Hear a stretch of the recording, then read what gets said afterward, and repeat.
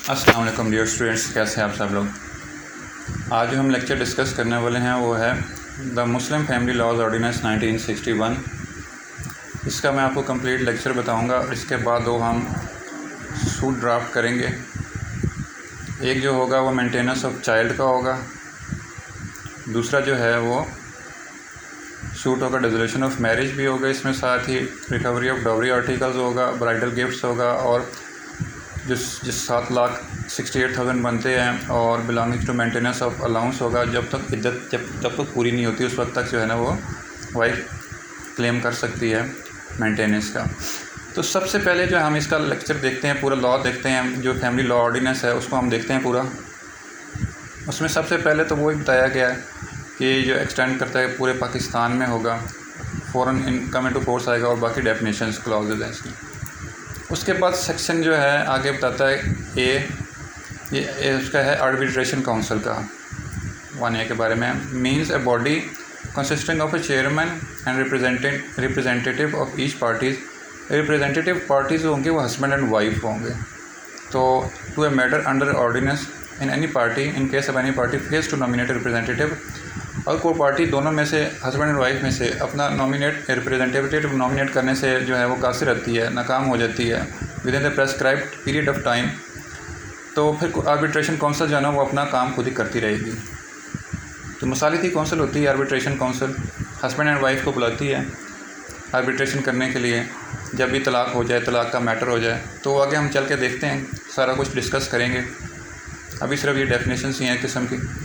उसके बाद चेयरमैन है। जब chairman mean the chairman of the union council or a person appointed by the federal government in the cantonment areas by the provincial government in other areas by the official authorised in that behalf by any such government to discharge the function of chairman under the ordinance. ठीक है, अब इसका मतलब ये है कि इस सारे पूरे पैराग्राफ को मैं आपको समराइज़ करके बता देता हूँ कि अगर कोई नॉन मुस्लिम का एरिया है और उसमें मुस्लिम मैटर का जो है ना आ जाता है मुस्लिम मैटर का जो निकाह नामे का आ जाता है मसला, निकाह का मसला आ जाता है। तो मुस्लिम एरिया अगर कोई, तो उसमें निकाह नामा जो चेयरमैन है वो नॉन मुस्लिम है। ठीक है, तो एरिया जो है मुसलमानों का है, तो उसमें फिर जो है ना ये होगा कि उसको चेयरमैन को तो तब्दील करके ना मुस्लिम चेयरमैन को जो है ना वो इलेक्शन के थ्रू इलेक्ट किया जाएगा। दूसरी एक वजह ये है, एक मैटर आ गया, मुस्लिम मैटर आ गया, या वो चेयरमैन का अपना मसला है कोई, या तीसरी बीमारी आ गई, उसको कोई बीमार हो गया, तो फिर जो है ना चेयरमैन को जो है ना काउंसिल इलेक्ट करेगी इलेक्शन करवा के। तो ये सारा प्रोसीजर उसमें बताया गया है। ये इलनेस है और जो है ना any other person discharge function of chairman the council shall elect members chairman for the purpose of this ordinance.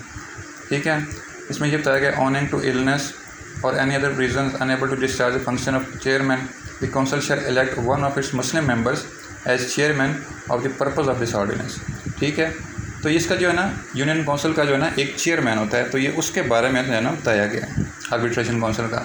अब आगे यूनियन काउंसिल का बताया गया। यूनियन काउंसिल आपको पता ही है, हर इलाके की अपनी अपनी यूनियन काउंसिल होती है जहाँ पे निकाह रजिस्टर्ड होते हैं और जहाँ पे निकाह को रजिस्टर्ड करना पड़ता है, और यूनियन काउंसिल के अंदर मुख्तलिफ जो है ना वो वार्ड होते हैं। ठीक है, उसके बाद आगे आता है section 3 ordinance to override the other laws. जो भी पहले लॉ थे ना वो सारे ख़त्म हो जाएंगे और ये लॉ जो है ना ये प्रिवेल करेगा और सारे लॉ को वो ख़त्म कर देगा। This provision of the ordinance shall have effect not with any law custom or usages and the registration of Muslim marriage shall take place on in according with those provisions. अगर पहले को laws थे, custom थे, usage थे, मुस्लिम marriage को जो है ना रजिस्ट्रेशन के थे, वो सारे ख़त्म हो जाएंगे और ये लॉ जो है ना सिर्फ प्रिवेल करेगा, जो कि है मुस्लिम फैमिली लॉ ऑर्डिनेंस 1961। ठीक है, उसके बाद जो है ना इसके सब सेक्शन 2 बताता है कि for the removal of doubt it is hereby declare that the provisions of the arbitration 1940, the Code of Civil Procedure 1908 and other law regulating the procedure of courts shall not apply। इसमें CPC, QSO और arbitration council जो है ना इस पर apply नहीं होंगे। तो ये सारा कुछ इसमें बताया गया है। तो इसमें जो है ना इसका अपना ही जो है ना जो रूल सारा कुछ है, लॉज हैं, वो सारा कुछ अप्लाई होंगे। उसके बाद सेक्शन 4 जो है ना ये थोड़ा कंट्रोवर्शियल सा है, इसमें काफ़ी सारी चीज़ें हैं डिस्कस करने वाली। इसमें ये सक्सेशन के बारे में है कि जैसे कि आपको पता होगा कि दादे की अगर डेथ हो, दादे की डेथ से पहले एक दादा है, उसका फिर एक सपोज़ एक बच्चा है, उसका एक वालिद है और उसका एक दादा है। अब वालिद उसका पहले फ़ौत हो गया दादे से, तो अब वो एक चेन बीच में से टूट गई है। छोटे बच्चे के चाचे होंगे तो उनको जो है ना फिर वो हिस्सा मिलता है सक्सेशन में।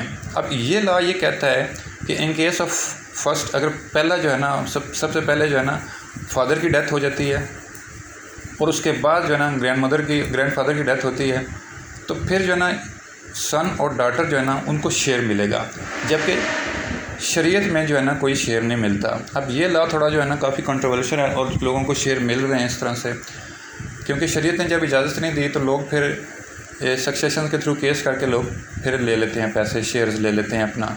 ठीक है, अब ये लॉ ये कहता है कि फादर की पहले डेथ हो गई है तो बच्चे को जो है ना वो शेयर नहीं होगा प्रॉपर्टी में, जितनी भी जो है ना जो भी शेयर इक्विवेलेंट होता है उसमें जितना भी शेयर बनता है उसका। लेकिन लॉ में जो है ना ये है कि अब वो हिस्सा मिलेगा, लेकिन शरीयत में उसका हिस्सा नहीं मिलता। ठीक है, उसके बाद है जी रजिस्ट्रेशन ऑफ मैरिज। सारी मैरिजेस को जो है ना वो रजिस्टर्ड किया जाएगा। इसका सबसेक्शन 2 कहता है for the purpose of registration of marriage under this ordinance the union council shall grant licences to one or person to be called nikah registrar but in no case shall more than on nikah registrar be licence for any ward. हर ward के लिए एक निकाह registrar जो होता है ना उसको अपॉइंट किया जाता है जो कि निकाह को रजिस्टर्ड करता है।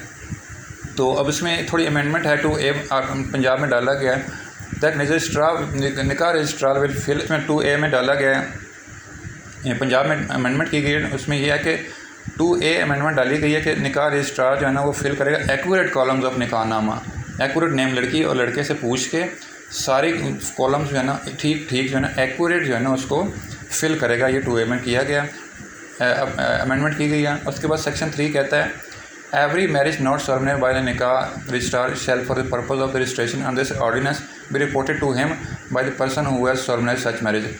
अब इसमें अगर किसी एक निकाह रजिस्ट्रार ने निकाह नहीं पढ़ाया, किसी और बंदे ने निकाह पढ़ाया है, तो उसको जाके निकाह रजिस्ट्रार को जो है ना बताना पड़ेगा, रिपोर्ट करनी पड़ेगी कि मैंने ये निकाह पढ़ा दिया है। ठीक है, तो अगर वो नहीं बताता तो फिर क्या होगा, फिर आगे सेक्शन 4 में कहते हैं कि अगर कोई भी पर्सन जो है निकाह रजिस्ट्रार के अलावा किसी ने निकाह पढ़ाया है, whoever contravenes the provision of section 3, इसकी खिलाफ वर्जी करता है कोई भी, shall be punishable with simple imprisonment of for a term which may extend to 3 months, उसको 3 महीने की सज़ा दी जाएगी और fine which may extend to 1000 रुपये, 1000 रुपया और 3 महीने की सज़ा दी जाएगी उसको, जो कि निकाह पढ़ा दिया उसने और निकाह रजिस्ट्रार को जाकर उसने नहीं बताया। तो ये जो है ना ये इसमें बताया गया कि उसको ये सज़ा दी जाएगी।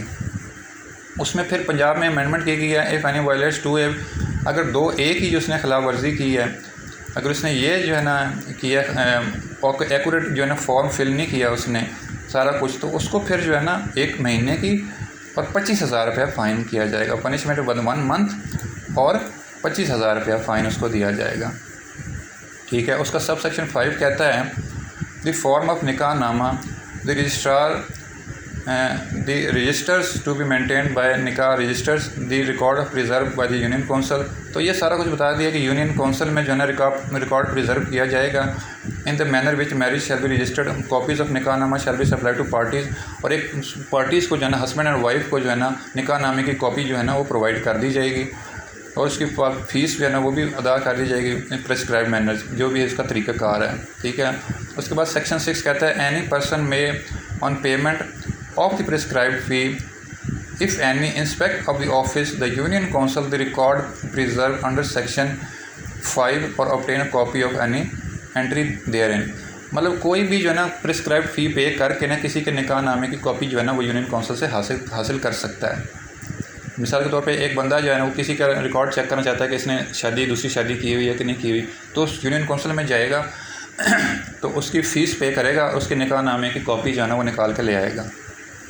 ठीक है, ये सब सेक्शन 6 कहता है, सेक्शन 5 का सब सेक्शन 6। उसके बाद है जी पॉलीगैमी। अगर एक बंदा जो है वो एक से ज़्यादा शादियां करना चाहता है तो उसका क्या तरीक़ाकार बताया गया इसमें सेक्शन 6 में बताया गया पॉलीगैमी का। इसमें पूरा तरीक़ाकार बताया गया, no man during the substance of the existing marriage shall except the previous permission of the writing of the arbitration council. Arbitration council को वो उसकी इजाज़त चाहिए होगी। Contract another marriage nor shall any other marriage contracted without such permission registered under this ordinance. और इसके अलावा अगर कोई शादी की जाएगी तो वो रजिस्टर्ड नहीं की जाएगी। आर्बिट्रेशन काउंसिल से पहले वो इजाज़त लेगा। अगर आर्बिट्रेशन काउंसिल उसको इजाज़त देती है तो फिर उसकी शादी रजिस्टर्ड होगी दूसरी, वरना जो है ना उसकी दूसरी शादी रजिस्टर्ड नहीं होगी। ठीक है। उसका सब सेक्शन 2 कहता है जी any application for permission of subsection 1 shall be submitted to the chairman of prescribe manner. Chairman को जो प्रेस्क्राइब मैनर में एप्लीकेशन सबमिट की जाएगी कि मैं दूसरी शादी करना चाहता हूँ, और उसके साथ प्रेस्क्राइब फी भी लगाई जाएगी। And shall state reasons of the propose marriage, और फिर रीज़न भी बताएगा कि मैं क्यों करना चाहता हूँ दूसरी शादी। And whether the consent of existing wife has been obtained और डेट, और पहली बीवी से जो है वो इजाज़त ली है कि नहीं ली उसने, ये सारा कुछ जो है ना उसको मेंशन करना पड़ेगा। और रीजंस, स्टेट रीजंस करने पड़ेंगे, रीज़न बतानी पड़ेंगी उसको। और consent of the existing wife और वाइफ्स, पहले जो एक या एक से ज़्यादा बीवियाँ हैं उनसे जो है ना उसने इजाज़त ली है कि नहीं ली। प्रेस्क्राइब मैनर में वो अप्लाई करेगा, प्रेस्क्राइब फ़ी देगा, रीजंस बताएगा, कंसेंट ऑफ एग्जिस्टिंग मैरिज और वाइफ्स के बारे में ना उसकी उनकी रजामंदी है या नहीं है। ठीक है, ये सारा कुछ बताएगा। ये 6(2) बताता है कि ये सारा कुछ प्रोसीजर है उसका। Application to chairman with fee and mention all the 5 no application plus. ठीक है, ये सारा वो बता दिया कि एप्लीकेशन देगा चेयरमैन को फ़ी के साथ, और मेंशन करेगा कि 5 वाइफ्स को या वाइफ्स को कोई ऑब्जेक्शन नहीं है जो है ना, और रीज़न भी लिखेगा दूसरी शादी करने के लिए। ठीक है। उसके बाद सेक्शन जो है ना सब सेक्शन 3 कहता है इसका कि on receipt of the application under section 2 the chairman shall ask the, जब रिसीव होगी एप्लीकेशन उसको, अब चेयरमैन क्या करेगा, shall ask the applicant and his existing wife and wives to nominate representative. तो एप्लीकेंट जिसने एप्लीकेशन दी है तो उसकी बीवियां और बीवियों को कहेगा कि अपना कोई रिप्रेजेंटेटिव जो है ना वो लेके आओ आर्बिट्रेशन काउंसिल में। If satisfy the propose marriage is necessary, अगर प्रपोज मैरिज नेसेसरी है, and just grant subject to such condition if any as may deem fit the permission applied for. ठीक है, तो फिर उसको अप्लाई दे दी जाएगी एप्लीकेशन। वो सारा कुछ फिर ना वो अपना देखी जाएगा कि कितना ज़रूरी है शादी। तो उनके रिप्रेजेंटेटिव आएंगे बीवियों के जो है ना, बीवी के और बीवियों के ईच और to wife to each to nominate representative. ठीक है, वो आएंगे सारा कुछ, फिर उसके बाद सारा कुछ मसाले देखेंगे, वो सारा डिस्कशन होगी, तो उसके बाद फिर डिसीजन होगा। इन डिसाइडिंग द एप्लीकेशन, उसके बाद कहते हैं जी in deciding the application the arbitration council shall record its reason for the decision and any party may the prescribe manner within the prescribe period और payment of the prescribe fee prefer an application of for revision of the collector. अब किसी भी अगर party को कोई मसला है इस डिसीजन से, मतलब बीवी कहती है कि नहीं हमने तो इजाज़त नहीं देनी और आर्बिट्रेशन काउंसिल ने कह दिया दे दी है, तो फिर वो कलेक्टर के पास एप्लीकेशन फ़ाइल करेगी रिवीजन की। कलेक्टर का जो डिसीजन होगा ना वो फाइनल डिसीजन होगा। और इसी तरह से अगर आर्बिट्रेशन काउंसिल जो है वो इजाज़त नहीं देती तो हस्बैंड भी फिर जा सकता है कलेक्टर के पास, और कलेक्टर का जो डिसीजन होगा वो फाइनल होगा। After permission in prescribe time then revision will be filed and collector decision is final. ठीक है, कलेक्टर का जो डिसीजन होगा ना वो फिर फाइनल हो जाएगा। उसके बाद है any man who contracts another marriage without the permission of the arbitration council shall. अगर कोई आर्बिट्रेशन की मर्ज़ी, आर्बिट्रेशन काउंसिल की अगर कोई, ये 5वां सेक्शन कहता है अगर कोई आर्बिट्रेशन काउंसिल की मर्ज़ी के बगैर शादी करता है तो फिर उसके साथ क्या होगा, तो वो आगे बताया जाता है। वो pay immediately an entire amount of dower whether prompt और deferred due to the existing wife और wives which may amount to so paid and shall be cover arrear. आगे ए में बताता है कि A pay immediately the entire amount of the dower, सारा वो डावर के जितने भी जो है ना हक महर का वो पैसे देगा, वेदर प्रॉम्प्ट और डेफर्ड जो भी है, due to the existing wife और वाइफ्स जो एक या एक से ज़्यादा बीवियाँ उसको उनको सबका जो है ना वो देगा। Which amount if not paid, अगर वो नहीं देता shall be recoverable as arrears as land revenue, जो लैंड रेवेन्यू, और लैंड रेवेन्यू में जो एरियर्स को रिकवर करने का तरीका है उसके तरीके से फिर वो रिकवर किया जाएगा। उसको सारा जो है ना वो प्रोसीजर बताया गया कि किस तरह से उन्हें लेना है। अच्छा, सेक्शन बी कहता है on conviction upon complaint be punishable with simple imprisonment which may extend to 1 year और fine which may extend to 5,000 rupees और बोथ।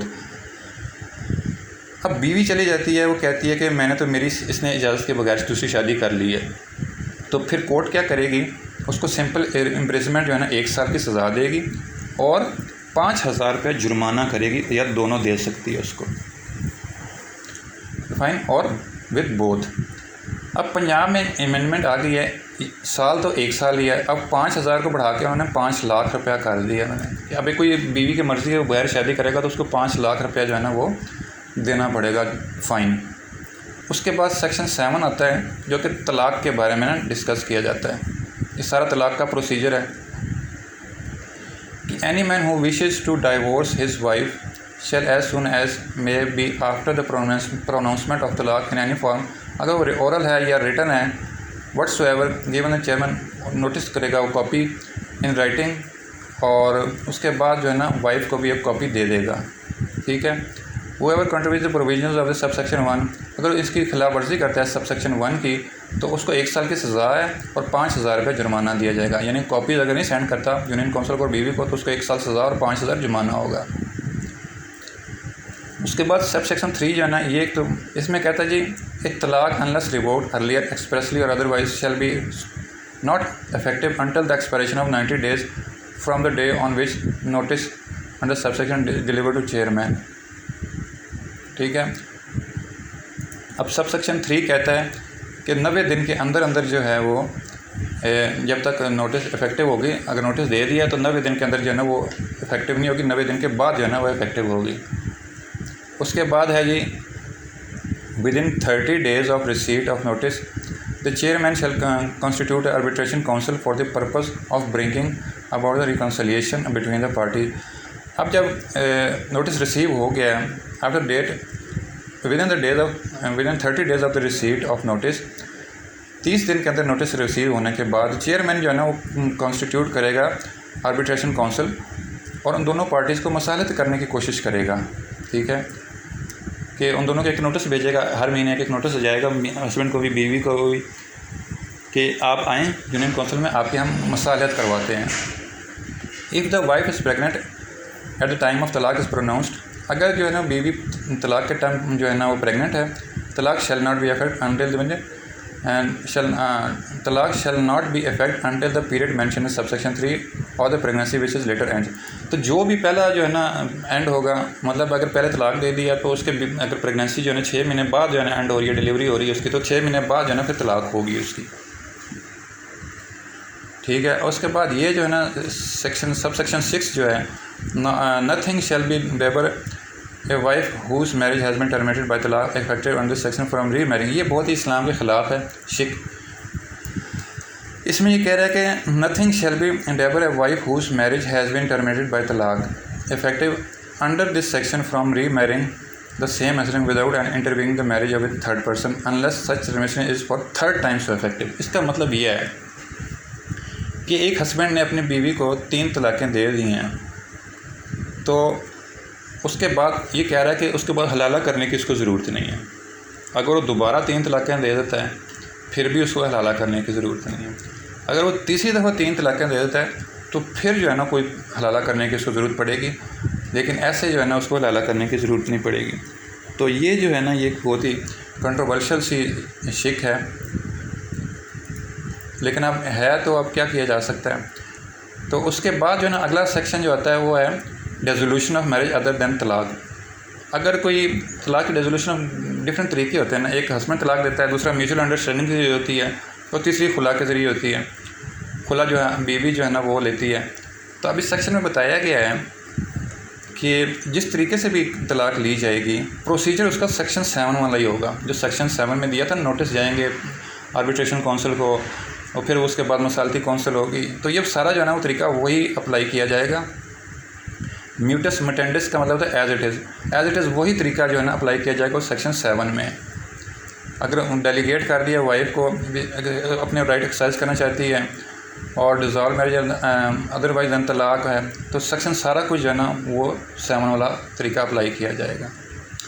उसके बाद है जी मेंटेनेंस। अब अगर कोई हस्बैंड जो है वो मेंटेन नहीं करता अपनी बीवी को, तो वो यूनियन काउंसिल में भी जाके अप्लाई कर सकती है, वो कोर्ट में भी जाके अप्लाई कर सकती है। तो इसमें सारा मेंटेनेंस का तरीका बताया गया है। If husband is not able to pay maintain wife और वाइफ कैन इन्फॉर्म, तो वाइफ्स कैन इन्फॉर्म कर सकती हैं यूनियन काउंसिल को। If a father fails to maintain his child the mother and grandmother of his child may in addition seek legal remedy, तो वो legal remedy के लिए सीख कर सकती हैं और अप्लाई कर सकती हैं चेयरमैन को, who shell constitute and arbitration council and arbitration council में इशू अ सर्टिफिकेट। यानी कि वो लीगल रेमेडी जो है ना एनी अदर लीगल रेमेडी जो कोर्ट में के ज़रिए ये हो सकती है, जिसके आगे हम केस देखेंगे, और आर्बिट्रेशन काउंसिल के ज़रिए भी जो है ना वो की जा अप्लाई कर सकती है वो, ठीक है।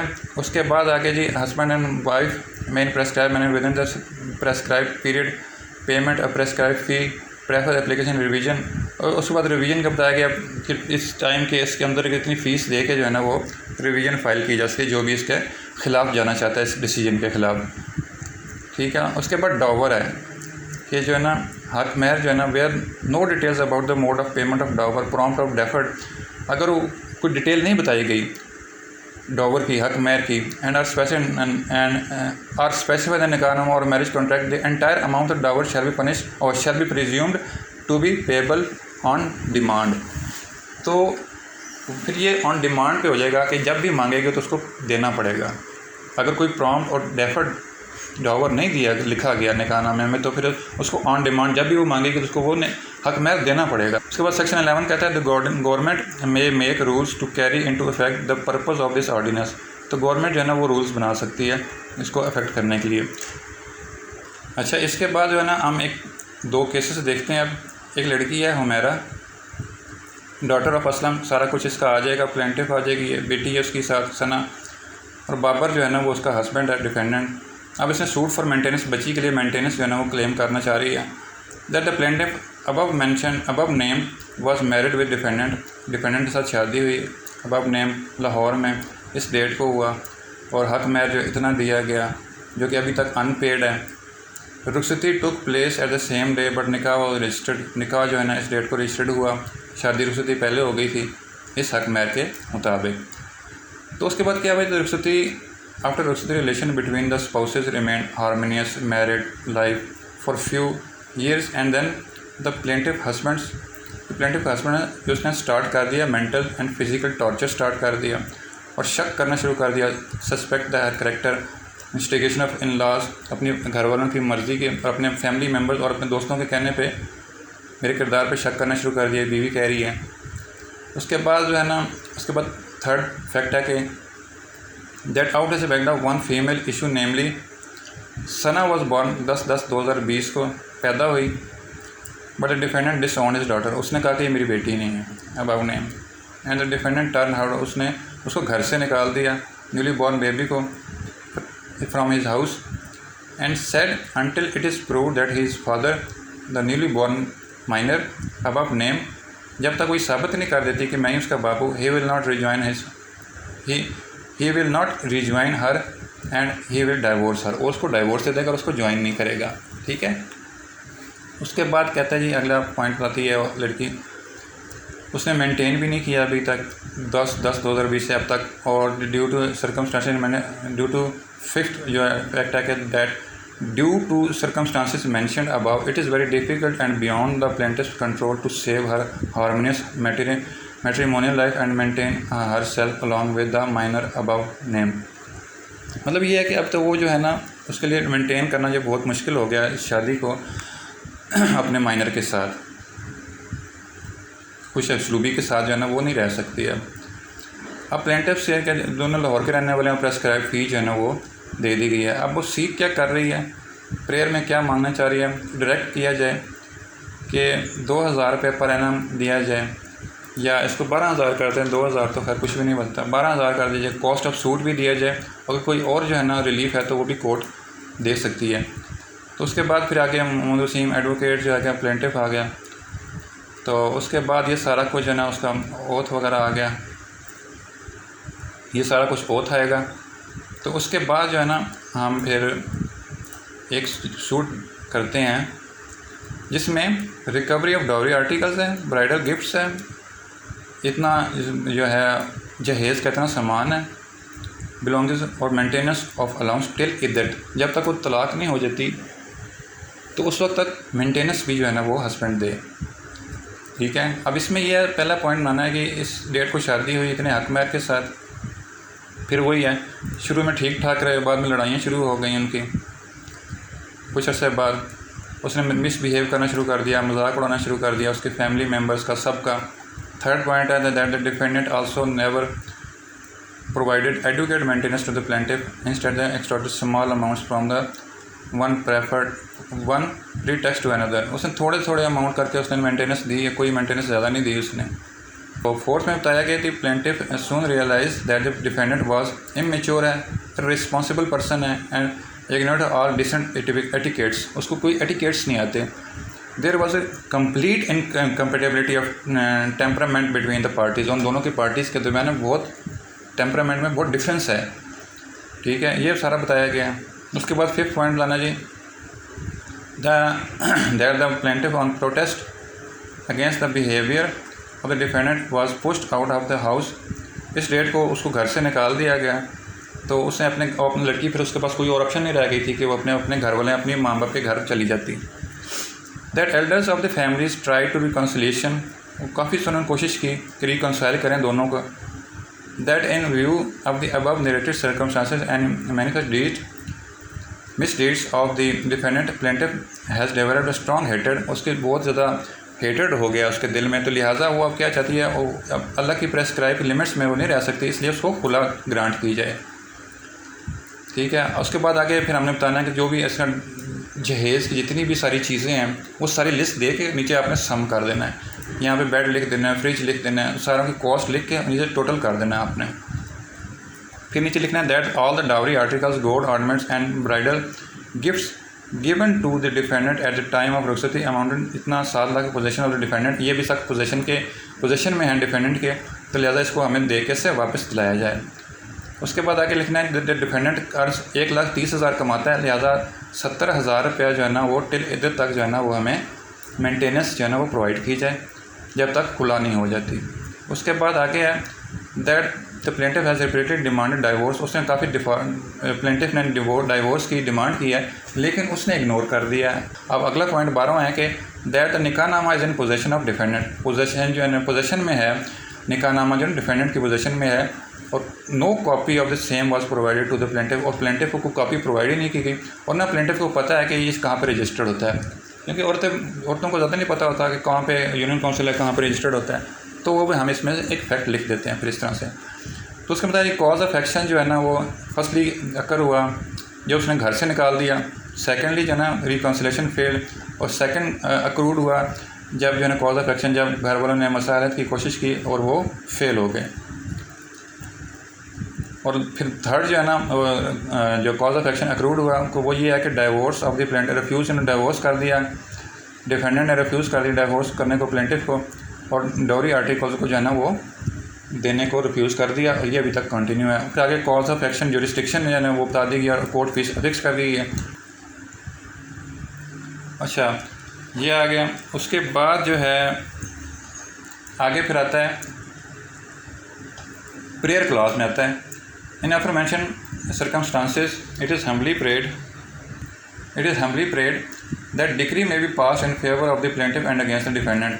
प्लेंटिफ के हक में और डिफेंडेंट के अगेंस्ट जो है ना वो डिक्री पास की जाए। और क्या डिग्री और क्या प्रेयर क्लॉज में क्या डिमांड कर रही है लड़की कि खुला दी जाए, 7,67,000 का, 7,68,000 का जो है वो जहेज़ का सामान वापस किया जाए। और तीसरा जो है ना वो कह रही है कि मेंटेनेंस दी जाए 70,000 रुपये जब तक खुला की डिग्री नहीं जारी होती। तो फिर आगे वो प्लेंटिफ जो आगे थ्रू काउंसिल नाम आ जाएगा, फिर वेरिफिकेशन आ जाएगा कि ये पैराग्राफ नंबर यहाँ से लेकर यहाँ तक ठीक है। तो ये सारा कुछ जो है ना फिर इस तरह से जो ये सारा एक मेंटेनेंस, डाउरी आर्टिकल्स और उसके बाद जो है खुला का जो है ना ये केस था, और इससे ऊपर जो है ना हमने मेंटेनेंस का, चाइल्ड का मेंटेनेंस का केस देखा। तो ये सारा जो है ना ये मुस्लिम लॉ ऑर्डिनेंस था 1961। इसमें हम सबसे पहले आर्बिट्रेशन काउंसिल देखा, यूनियन काउंसिल होती है, और उसके बाद सक्सेशन का हमने देखा कि मैरिज रजिस्ट्रेशन का तरीका देखा हमने कि कैसे मैरिज रजिस्ट्रेशन होगी। और उसके बाद फिर हमने देखा कि शादियाँ अगर ज़्यादा इंसान कर लेता है तो फिर वो क्या करना है, उसको क्या करना चाहिए, क्या तरीक़ेकार है एक से ज़्यादा शादी करने का।